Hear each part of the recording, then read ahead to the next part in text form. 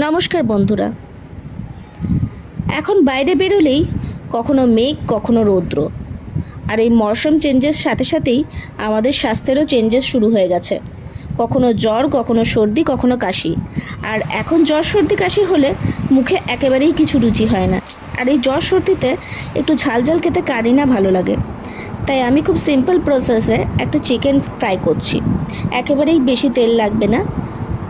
দই, কাঁচা লঙ্কা বাটা, হলুদ গুঁড়ো, জিরে গুঁড়ো, ধনে গুঁড়ো, আদা রসুন বাটা ইত্যাদি দিয়ে এটাকে ম্যারিনেট করে রেখে দেবেন।